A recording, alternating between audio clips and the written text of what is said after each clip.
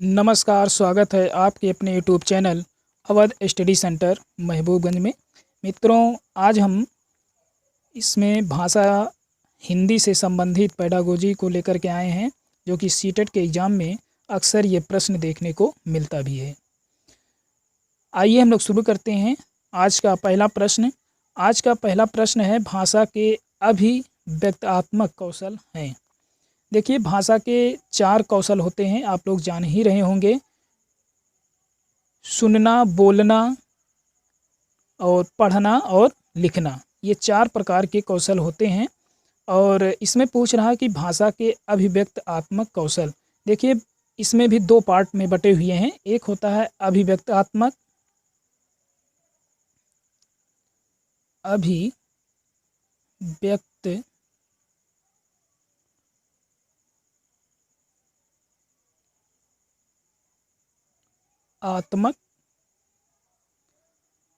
अभिव्यक्तात्मक जो होता है, इसका मतलब होता है बोलना और लिखना। कहने का मतलब है कि आप जो है बोल करके और लिख करके ही जो है आप दूसरों के समक्ष अपनी बातों को अभिव्यक्त करते हैं। एक होता है गृहणात्मक में जो होता है वो होता है जो है सुनना और पढ़ना। सुन करके और पढ़ करके ही जो है आप किसी चीज़ को ग्रहण करते हैं। तो यहाँ पे जो 4 कौशल हैं उसको 2 भागों में बांटा गया, एक अभिव्यक्तात्मक और एक गृहणात्मक। तो इसको आप लोग समझ गए होंगे। आइए हम लोग अगला देख लेते हैं। अगला है प्राथमिक स्तर पर कौन सा भाषा शिक्षण का उद्देश्य नहीं है। तो प्राथमिक स्तर पर कौन सा भाषा शिक्षण का उद्देश्य नहीं है। ऑप्शन है विभिन्न संदर्भों में भाषा का प्रभावी प्रयोग करना। दूसरा, स्पष्टता एवं आत्मविश्वास के साथ अपनी बात कहना। तीसरा, वर्णमाला को क्रम से कंठस्थ करना। चौथा है ध्वनि संकेत चिन्हों का संबंध बनाना। तो यहाँ पे देखिए, जो तीसरा वाला है एकदम राइट आंसर जाता है कि वर्णमाला को क्रम से कंठस्थ करना। प्राथमिक स्तर पर ये जो है शिक्षण का उद्देश्य नहीं माना जाता है, क्योंकि आप बच्चों को वहाँ पे वर्णमाला को कंठस्थ नहीं, व्याकरण नहीं पढ़ा रहे हैं कि आप वर्णमाला को कंठस्थ कराएंगे। वो तो जो वर्णमाला को कंठस्थ कराने की जहाँ तक बात होती है, ये व्याकरण में काम आता है कि व्याकरण को जब सिखाया जाता है तब वहाँ पे वर्णमाला का काम जो है होता है। तो यहाँ पे आप बच्चों को व्याकरण नहीं पढ़ा रहे हैं, क्योंकि ये प्राथमिक स्तर की बात हो रही है, इसलिए यहाँ पे तीसरा वाला ऑप्शन एकदम राइट आंसर जाता है। आइए अगला देख लेते हैं। अगला है कि उपचारात्मक शिक्षण की सफलता निर्भर करती है। तो उपचारात्मक शिक्षण किस पे जो है निर्भर करती है। ऑप्शन है उपचारात्मक शिक्षण की सामग्री पर। दूसरा, भाषिक नियमों के ज्ञान पर। समय व अवधि पर। समस्याओं के कारणों की सही पहचान पर। देखिए, आप डॉक्टर के पास जाते होंगे और वहाँ पे जब तक आपकी समस्या को नहीं जान लेता है डॉक्टर, तब तक कोई उपचार वो नहीं करता है। इसलिए यहाँ पे चौथा वाला ऑप्शन एकदम राइट आंसर होगा कि समस्याओं के कारणों पर ही उपचारात्मक जो शिक्षण की सफलता है वो इस पर निर्भर करती है। आइए अगला देख लेते हैं हम लोग। अगला है भाषा कौशलों के संदर्भ में कौन सा कथन उचित है। उचित की बात हो रही है।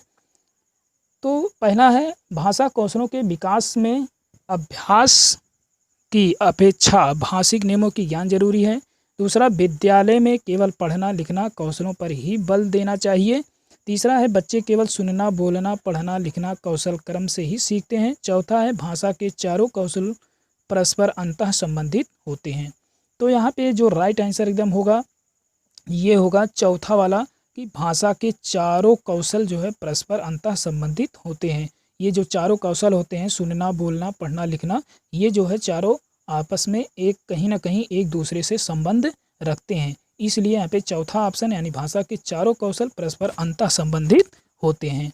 आइए अगला क्वेश्चन हम लोग देख लेते हैं। अगला क्वेश्चन है हमारा कि एक बहुसांस्कृतिक कक्षा में आप एक भाषा शिक्षक के रूप में किस बात को अधिक महत्व देंगे। यानी कि एक बहुसांस्कृतिक कक्षा है और उसमें आप एक भाषा के शिक्षक हैं, और उस शिक्षक के नाते आप किस पे जो है सबसे अधिक महत्व देंगे। ऑप्शन है बच्चों को भाषा प्रयोग के अधिक से अधिक अवसर देंगे। दूसरा, पाठ्य पुस्तक के प्रत्येक पाठ को भली भांति समझेंगे। तीसरा है बच्चों को व्याकरण सिखाएंगे। या फिर चौथा है स्वयं शुद्ध भाषा का प्रयोग करेंगे। तो यहाँ पे देखिएगा कि एक बहुसांस्कृतिक जो कक्षा है और आप एक भाषा शिक्षक भी हैं, तो उसमें आप जो है पहला वाला ऑप्शन जो जाता है एकदम राइट आंसर जाता है कि उसमें आप क्या करेंगे कि बच्चों को भाषा प्रयोग के अधिक से अधिक अवसर देंगे कि ताकि बच्चा भी उस भाषा को अधिक से अधिक जो है अपने में जो है आत्मसात कर सके। आइए अगला देख लेते हैं।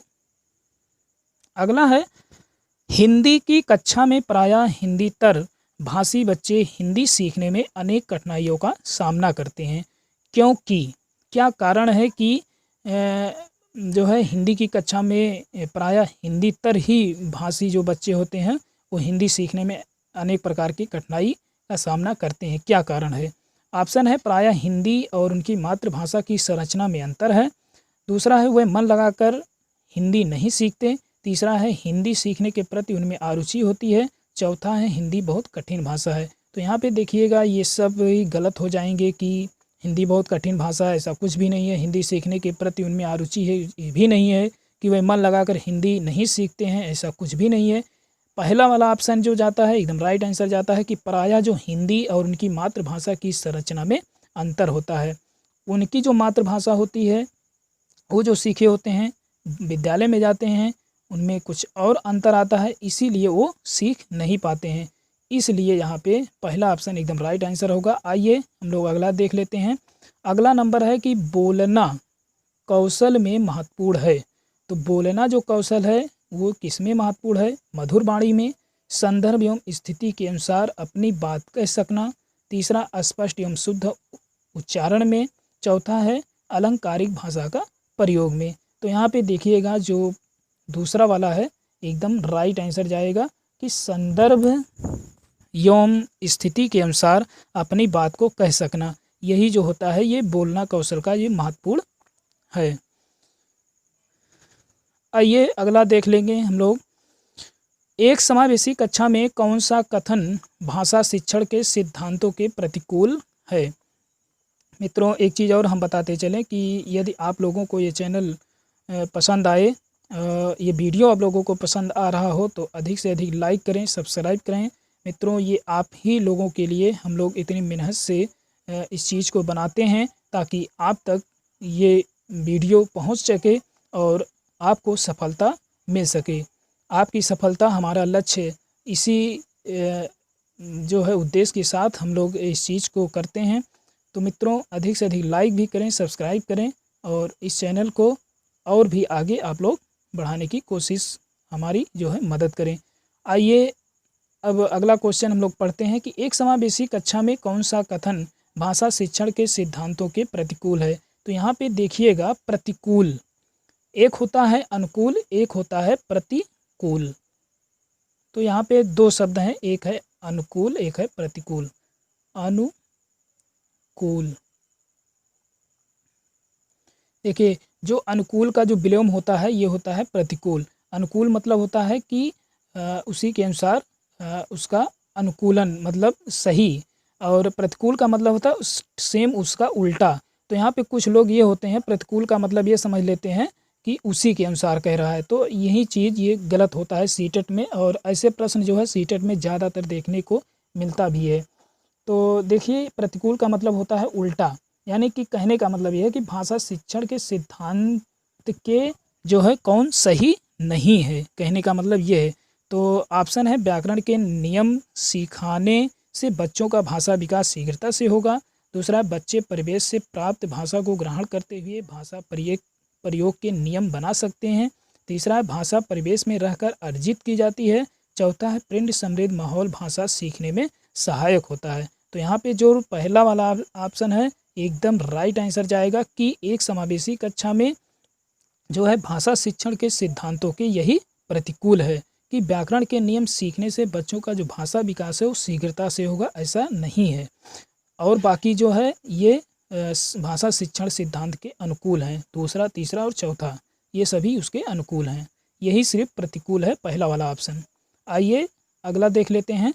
अगला है कि कहानी सुनाने से ऑप्शन है बच्चों की कल्पना शक्ति व चिंतन शक्ति का विकास होता है। दूसरा है बच्चे प्रसन्न होते हैं। तीसरा, बच्चे कक्षा में एकाग्रचित होकर शांत बैठते हैं। चौथा है बच्चे अनुशासित रहते हैं। मित्रों यहाँ पे देखिएगा, जो कहानी सुनाने से जो चीज़ें होती हैं ये होती है, पहला ऑप्शन एकदम राइट आंसर जाएगा कि बच्चों की जो कल्पना शक्ति होती है वो चिंतन शक्ति होती है, इसका विकास होता है। मित्रों इसमें एक चीज़ और हम बताते हैं कि एक होता है मूर्त, आप लोग नाम सुने होंगे मूर्त, और दूसरा होता है अमूर्त। देखिए मूर्त और अमूर्त में अंतर क्या होता है, आइए एग्जाम्पल से हम आपको समझाते हैं। आप गुलाब को देखे होंगे, तो गुलाब जो होता है आप उसको छू सकते हैं, टच भी कर सकते हैं, हाथ में भी ले सकते हैं। ऐसी चीज़ें जिसको हम छू सकते हैं और टच कर सकते हैं, देख सकते हैं, ऐसी चीज़ें जो होती हैं ये मूर्त होती हैं। और जिसको हम टच ना कर सकें, ना देख सकें, ना उसे छू सकें, ऐसी चीज़ों को हम अमूर्त कहते हैं।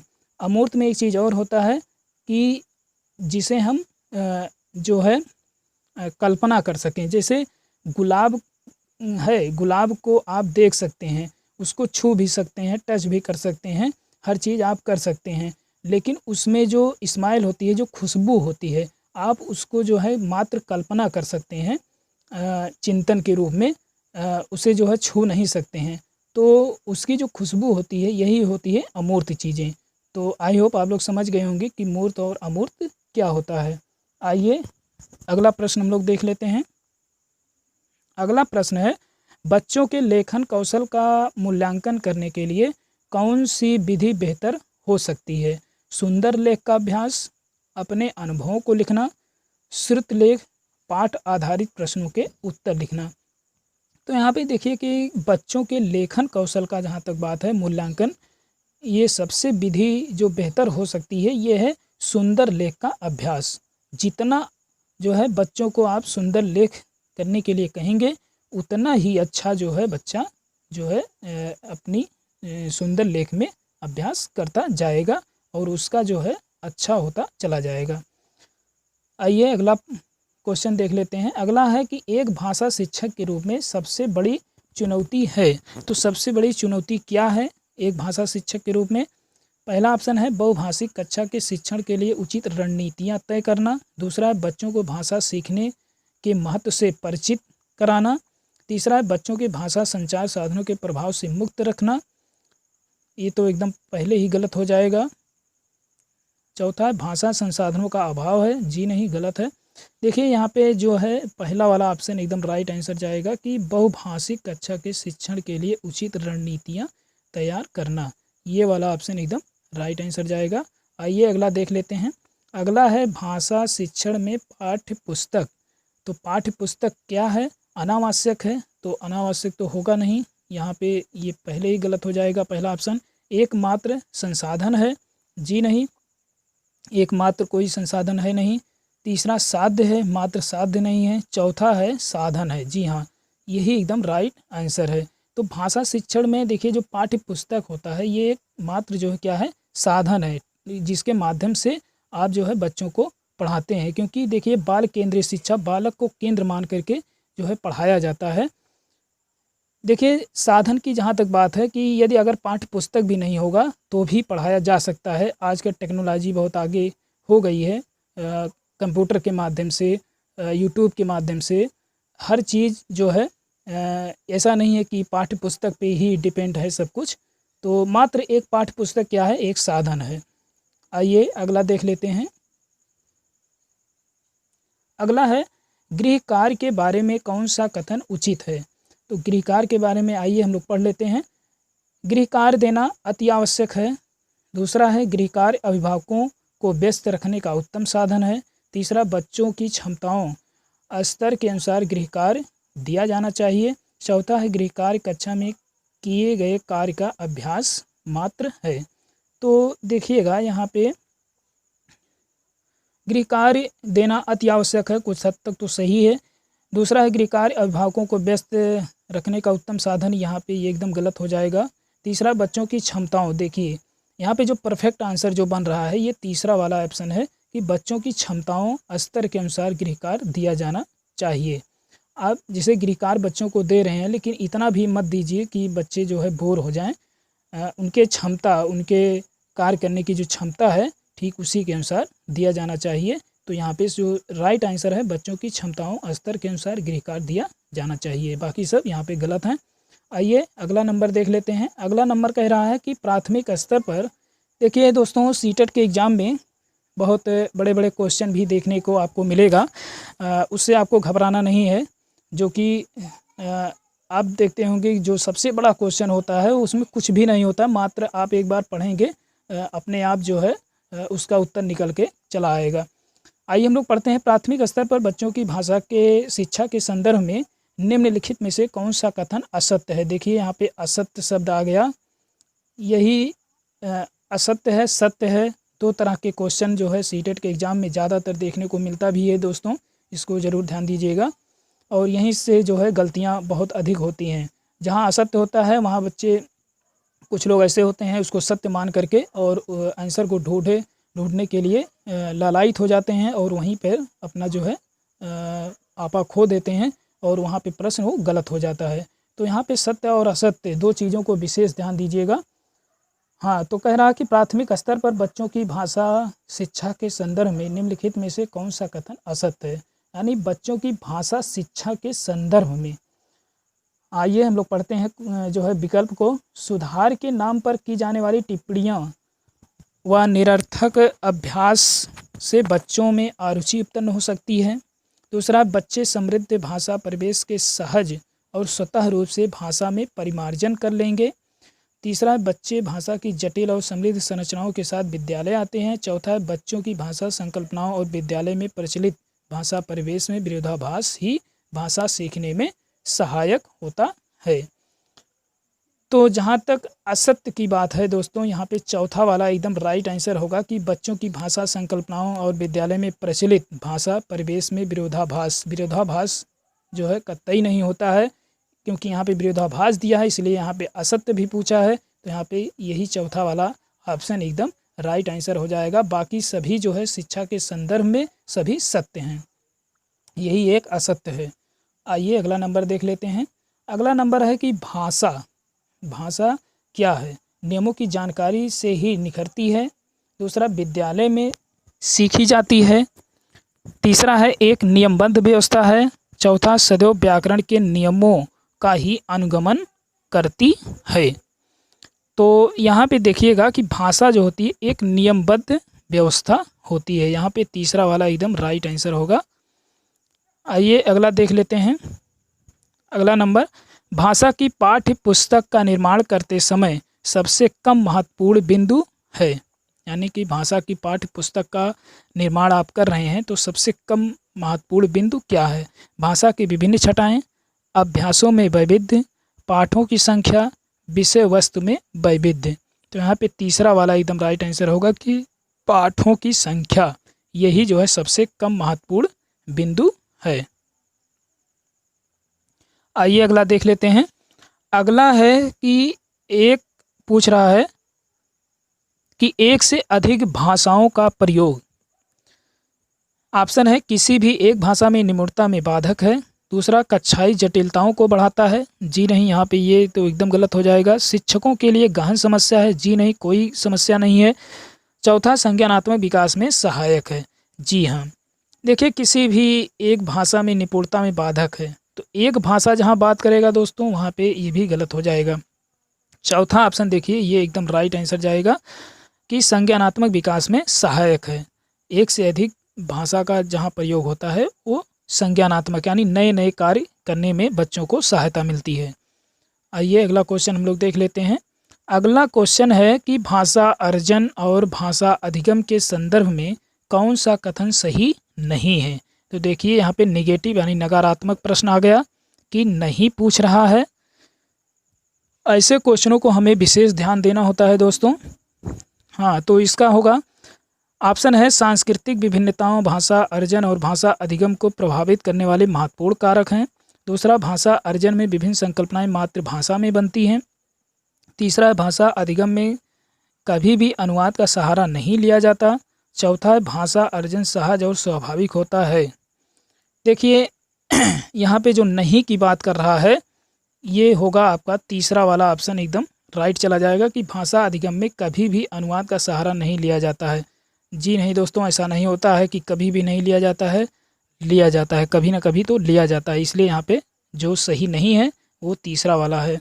आइए अगला देख लेते हैं। अगला है कि एक बहुभाषिक कक्षा में आप किसे सबसे कम महत्व देंगे।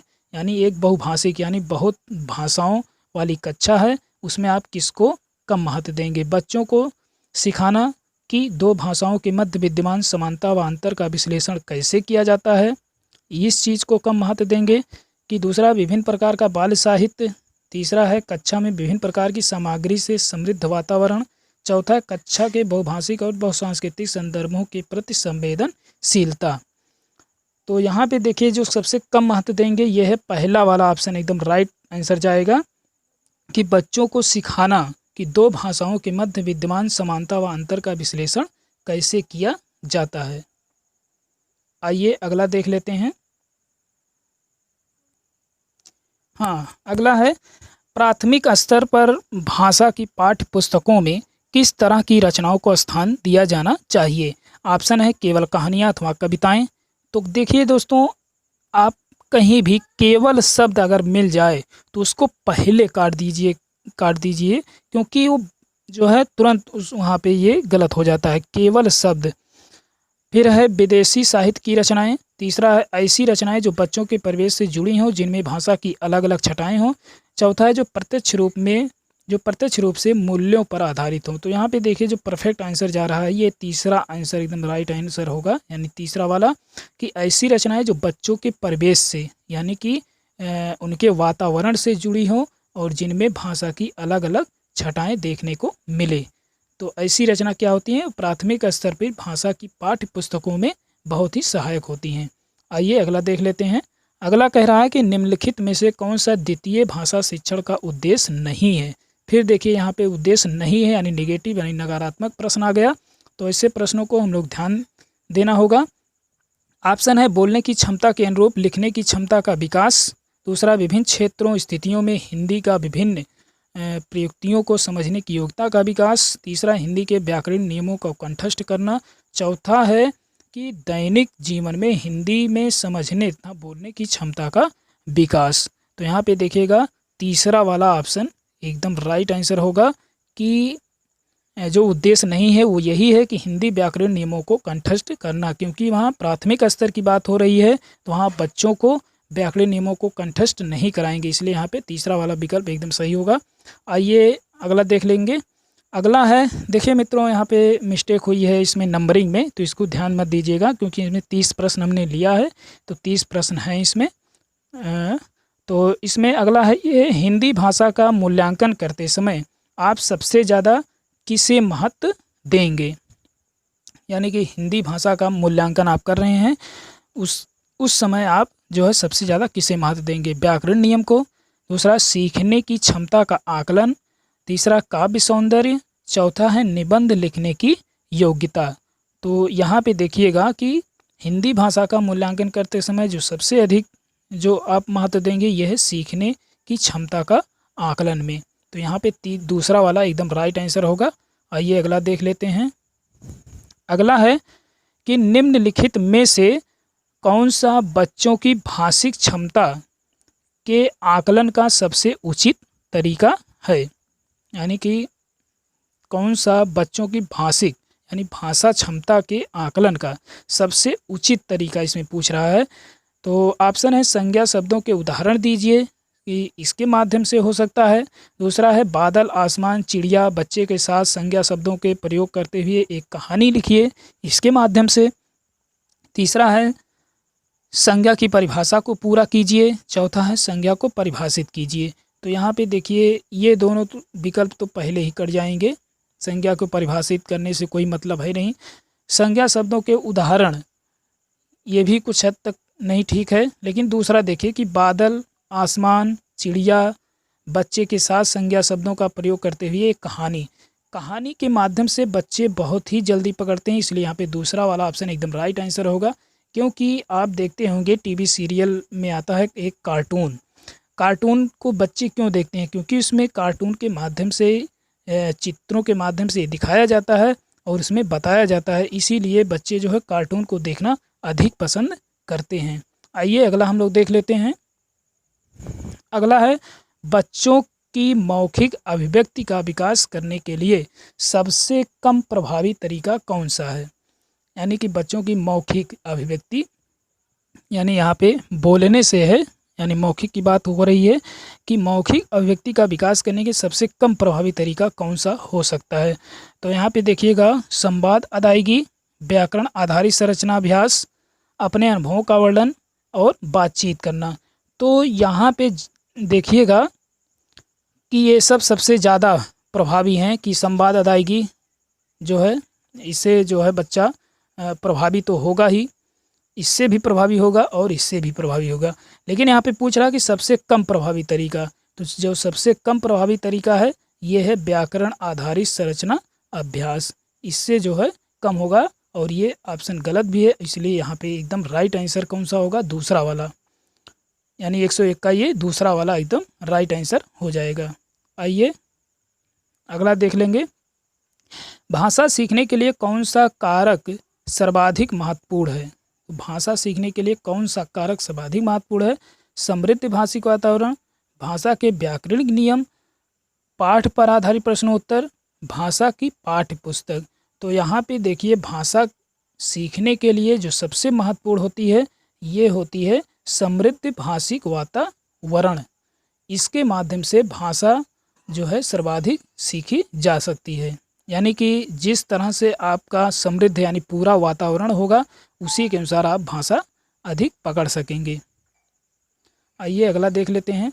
अगला है कि दृष्टि बाधित बच्चों को भाषा सिखाते समय, यानी दृष्टिबाधित बच्चों को भाषा सिखाते समय मतलब क्या करना चाहिए? ऑप्शन है अधिक से अधिक मौखिक भाषा का प्रयोग करना चाहिए, दूसरा है उन्हें कक्षा में अलग बैठाना चाहिए ताकि उन पर विशेष ध्यान दिया जा सके। ये तो एकदम गलत हो जाएगा पहले ही कि उन्हें अलग कक्षा में, उन्हें विभिन्न भाषिक गतिविधियों में शामिल नहीं करना चाहिए, जी नहीं, ये भी एकदम गलत है, करना चाहिए, शामिल करना चाहिए। चौथा है कम पाठ वाली पाठ्य पुस्तक का निर्माण किया जाना चाहिए, जी नहीं, ऐसा नहीं है कि वो अंधे हैं तो उनके लिए कम पाठ्य पुस्तक होना चाहिए, ऐसा कुछ भी नहीं है। हाँ, पहला वाला ऑप्शन देखिएगा कि अधिक से अधिक मौखिक भाषा का प्रयोग करना चाहिए, यानी बोल करके कोई चीज़, जो दृष्टिबाधित हैं, जो देख नहीं सकते हैं, उनके समक्ष आप किसी भी चीज़ को बोल करके जितना आप उन्हें समझा सकते हैं उतना जो है लिख करके नहीं, क्योंकि वो देख ही नहीं सकते हैं, तो इसलिए वहाँ पे बोल करके। तो यहाँ पे पहला वाला ऑप्शन एकदम राइट आंसर होगा। आइए अगला देख लेते हैं। अगला है कि बहुभाषिकता, ऑप्शन है भाषा सिखाने में महत्वपूर्ण ही में बहुत बड़ी बाधा है, भाषा सीखने में बहुत बड़ी बाधा है, तो ऐसा नहीं है कि बहुत बड़ी बाधा होगी। दूसरा है भाषाई समृद्धि को खतरे में डालती है, जी नहीं, ये भी गलत हो जाएगा। तीसरा, भाषा सीखने में बाधा उत्पन्न करती है, जी नहीं, कोई बाधा उत्पन्न नहीं करेगी। चौथा है भाषा सीखने में एक महत्वपूर्ण संसाधन, जी हाँ, एकदम राइट आंसर जाएगा कि बहुभाषिकता जो होती है यानी बहुत भाषा बोलने वाले जो होते हैं वो भाषा सीखने में एक महत्वपूर्ण संसाधन का कार्य करती है। आइए अगला देख लेते हैं।